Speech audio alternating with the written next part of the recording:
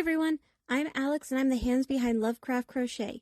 My plushies are for the anxious, depressed, autistic, and neurodivergent. Small enough to travel in a purse, backpack, diaper bag, or even your pocket. You can check out my Facebook page or TikTok to see what patterns are available and stay tuned for the new ones coming out. I also make hats, scarves, blankets, and dice bags for the tabletop gamer or dice goblin in your life. Feel free to order through the page, TikTok DMs, or via email at love.craft.crochet@gmail.com. Now, on to the segment. Due to the graphic and disturbing nature of the crimes discussed, listener discretion is advised. Retrostatic Radio presents Killing 15 Minutes. Hello and welcome to Killing 15 Minutes, where you get your true crime fix in 15 minutes or less, or your podcast is free. I'm your writer, Sam Rossi, and shortly I'll be handing over a rough draft of a script to my brother, AJ, who hasn't read it, who's most likely has no idea what we're talking about. This should be fun. Good luck, bro. Sam originally started this about Aaron Hernandez and his fall from football grace to being a known killer. However, after staring at the same 3 paragraphs for weeks, maybe 2 months or more, Sam decided to just take the case and tell the story of how the world watched Aaron Hernandez fall from football star to murderer. That sounds exactly like what you said the original thing was going to be. You're right. I want the opposite. What's the opposite of that? We're just going to read the script and see what happens. Odin Lloyd was a semi-pro football player. Odin Lloyd? And he changed his name to Aaron Hernandez? Or is this someone completely different? We're going through the case. Okay, we're going through the case. Yes. Okay. Odin Lloyd was a semi-pro football player from 2007 as a linebacker. Lloyd was born in St. Croix in the U.S. Virgin Islands on November 14th, 1985. He spent a few years in Antigua before his family settled in the Dorchester section of Boston. So I gotta say that correctly. Settled in the Dorchester section of Boston. On the early morning of June 17th, 2013, Lloyd was shot and killed. His body was found in an industrial park. Now here's where Hernandez comes into play. The night of the 16th or early morning on the 17th, Lloyd texted his sister, Olivia Thibault, telling her that he was with NFL and she needed to know this. These texts were dismissed as insufficient evidence that Lloyd feared for his life. Well, yeah, if the texts were just, I'm with the NFL now, why would that be something that's even... It's not something he would normally send to his sister.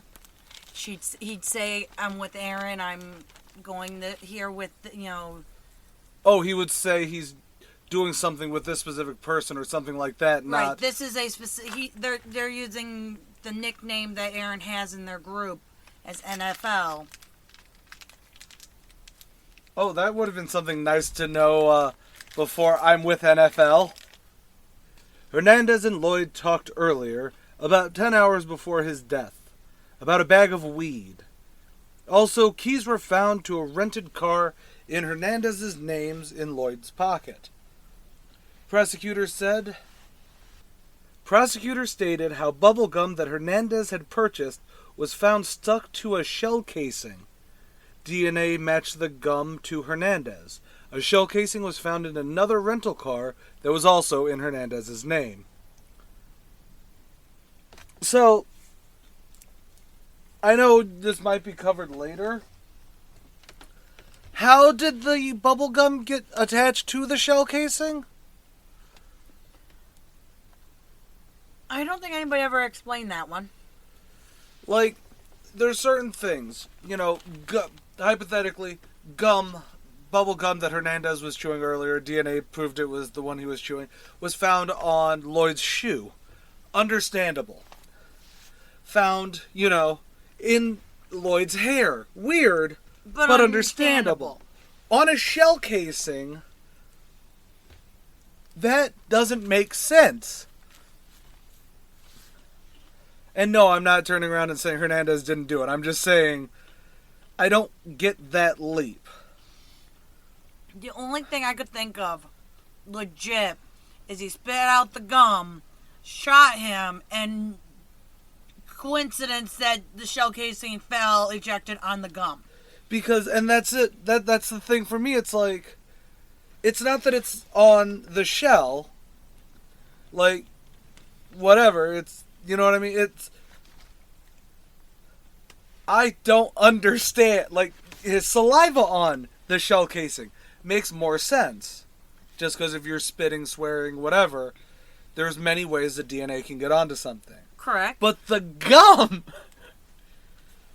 Anyways, on the 16th, Hernandez texted 2 of his friends saying trust no one and to come to him. Well, that's ominous.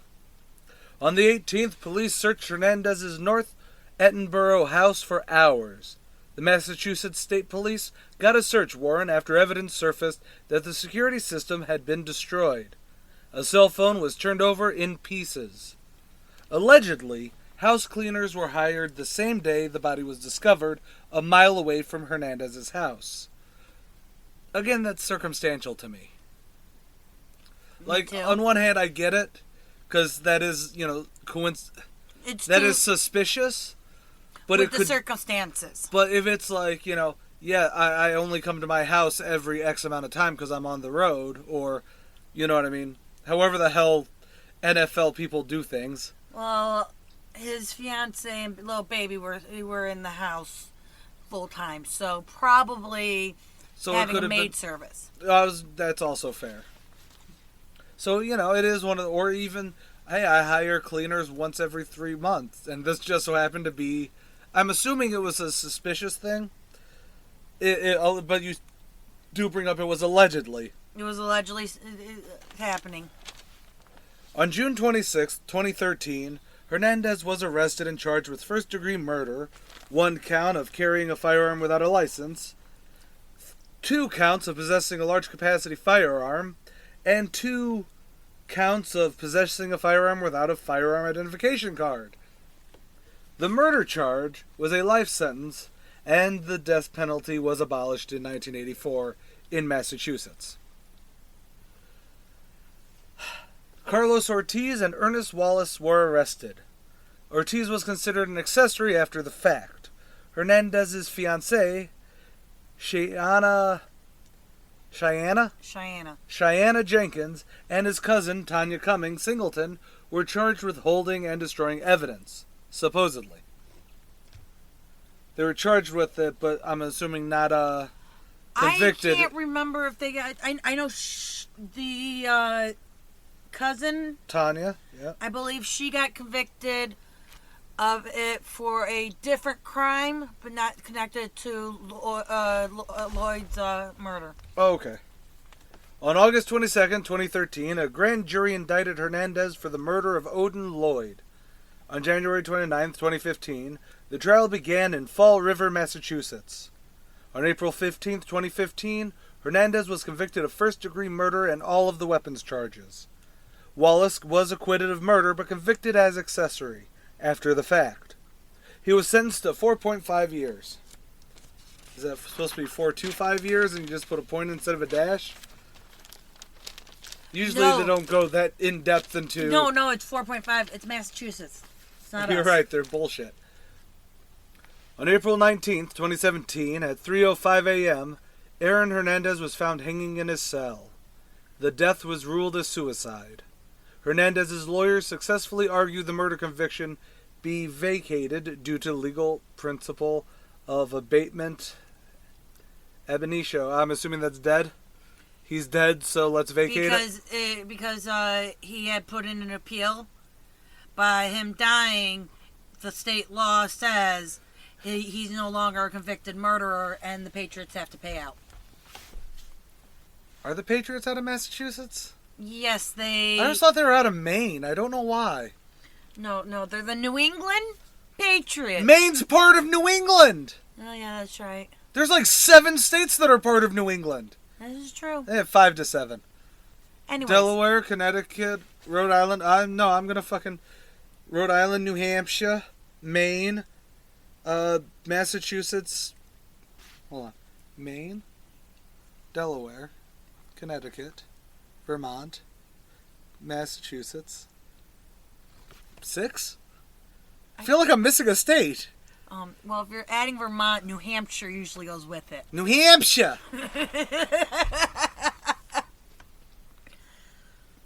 Anywho, basically, if you die in appeals, you're back to being innocent until proven guilty. This ruling meant Hernandez's professional football contract with the New England Patriots had to be paid out, as he was innocent. Just paid out to next of kin, I assume? To his daughter, yes. Okay. In 2019, his conviction was reinstated following appeals by prosecutors and Lloyd's family. So I'm going to ask the big question. Okay. And this means you're going to have to probably talk a little bit more than me. Yeah. As I shove another thing of Skittles into my face. What made you feel like, give me Hernandez's history that made you go, I can't talk about him as a person. I need to go into the case specifically. It was more along the lines that his criminal activities started right around after his dad died. Okay. As a teenager. He was also charged with and found not guilty of 2 murders also in Boston. That happened after Lloyd's murder conviction. After Lloyd? After Lloyd's murder conviction. But the murder happened before Lloyd. Oh. Then there's the murder while he was down with the Florida Gators. No. Yes. It wasn't the U, it was the Gators. It wasn't the U, it was the Gators? It was the Gators. Are you about to piss off a lot of Florida fans? I don't know, let's look. Because now I can't, I'm having a... Listen, I know what they do up in their fucking room. I've listened to the raps. Florida Gators, I was right. Okay, it was Florida Gators. So when he was down there in Florida, he was clubbing and everything like that. All the things you're not supposed to be doing as a football player in college. That Miami is in fact known for. Yeah, there's that That's too. you and Gators. Yep. There's a third one there. Is there? I think so. I think Florida State's in that area too. What the hell's Florida State? No, the Seminoles. No, the Seminoles don't count. Also, isn't that a baseball team? It might be a minor league baseball team, yes. I swear I've heard that name and it was not linked to football. Well, it could be the Indians. I don't think they're allowed to say that anymore. But what it was is that there was way too much of speculation about did he actually do certain things. Hence why you also have, like, supposedly and allegedly several times in the thing. Yeah, because do I think he was there when Lloyd was murdered? Yes. Do I think he pulled the trigger? I don't know. There's three guys there. Apparently there were 3 guys there. Apparently there were 3 guys there. According to what they were able to prove, there was a total of 4 guys went out there, 3 guys came back. Right. So this was most likely the only way they were going to convict him of a crime. Okay. Because there was too much circumstantial evidence overall for any other crimes he's done. Right. No, it makes sense. I mean, but that's why I wanted to make sure that it wasn't like, you started feeling sorry for it. You have a soft spot for football players. I do have a soft spot for football players. He had the worst case of CTE that they've seen for anybody in his age group. Ah. And then we get into the discussion of... Did CTE cause all his issues? Well, I don't think it caused all of his issues. No. See, this isn't a Chris Benoit situation. Chris Benoit is famous for murdering his wife and son. He's professional. He's a professional wrestler. He was Canadian. Half of them are. The other half is Samoan. There's like 20% white guys. I haven't been watching. Americans. Let me rephrase. There's like 20% of the white guys are American. The rest are Canadian or South African. I haven't been watching wrestling in a long But time. the point is Anyways. that I'm going with is like, could CTE have easily contributed to a lot of his issues? Yes, but then there's the hard stop of not really, not insofar, not directly. There was a mental snap. Right. Things happen. Whereas where I had brought up the Chris Benoit thing, which was, while yes, he was also abusing steroids and a lot of other things were going on, CTE is what caused the mental snap that made him do heinous things to his family. Yes. And himself. Whereas this is, I'll be the one to say it, he was a preppy fucking footballer who probably got a lot handed to him. Not saying he didn't work hard. I like pointing out that you still need to do shit to be a professional, even in a collegiate setting. When you're a college football player, you're a professional slave. But, actually, no, I'm sorry. A lot of, I think, now, what's the, NIL. Thank you. Actually signed that you do get to own your fucking name. You own your At name least in and your part now. image. Exactly.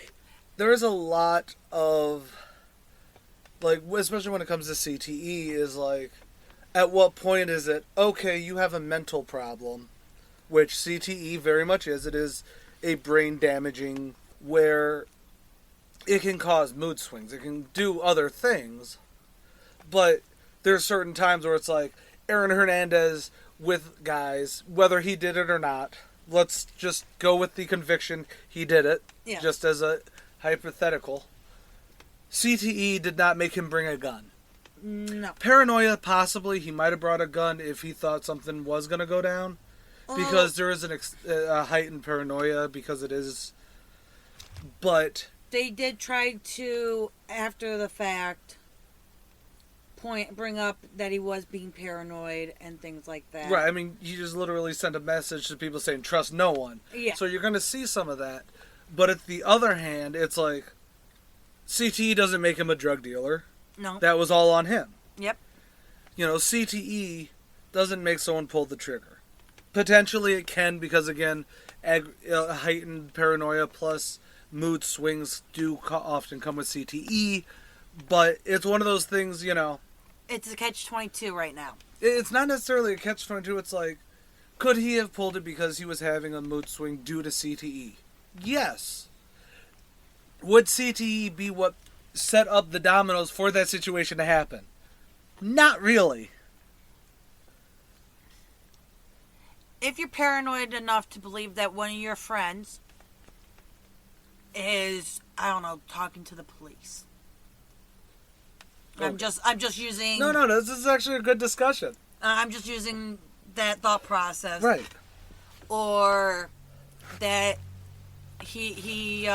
so say that, you know, you're already paranoid. You think your friend's talking to the police or gypped you on some weed. Right. All right. Odin Lloyd was not a known drug dealer, but we all have those friends that can hook you up, even though they're not actually dealing themselves. Yeah, that was. So let's just, you know, not say that, you know. I thought Hernandez was there to sell Odin weed. No, they had argued about weed earlier that day. That's why I thought that it was.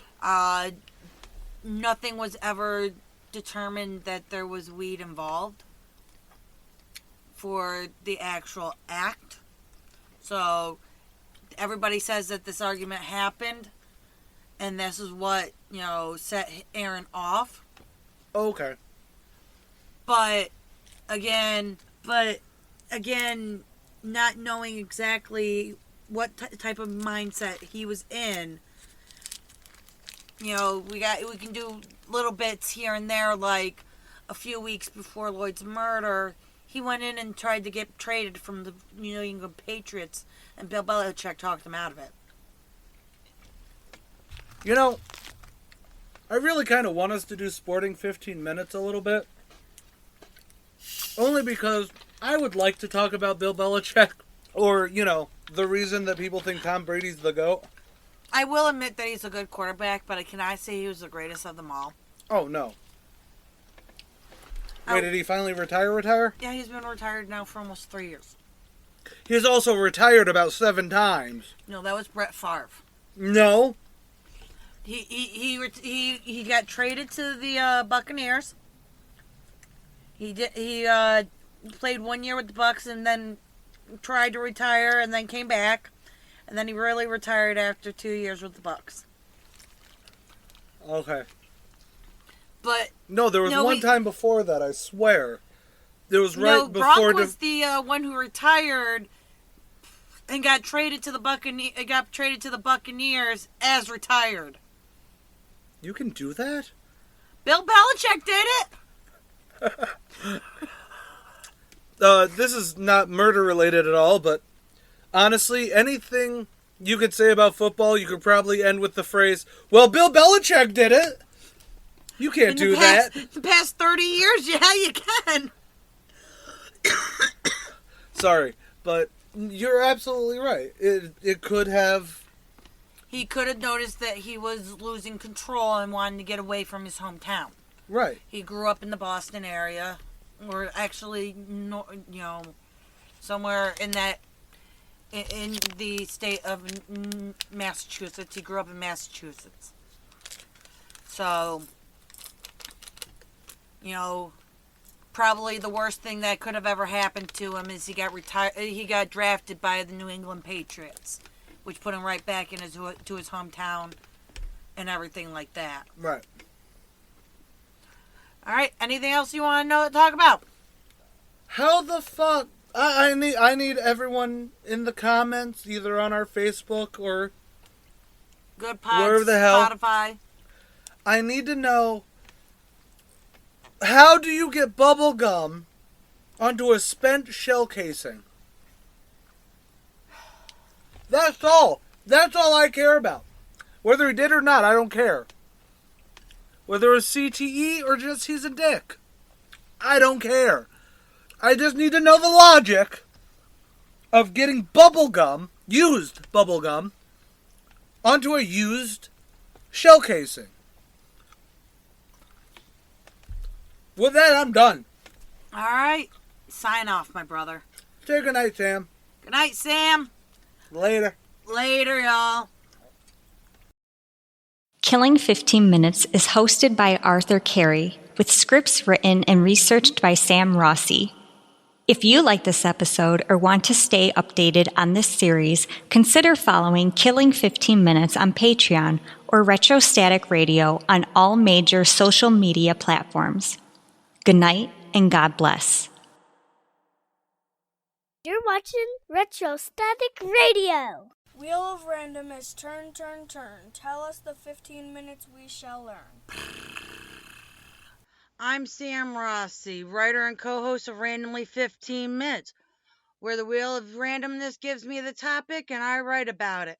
I'm Megan Klodnicki, and I'm the host of Randomly 15 Minutes. I cold read what Sam writes and learn in real time about a random topic. You can find us on all major podcast platforms and YouTube. Follow us on Facebook at Randomly 15 Minutes to get more random facts.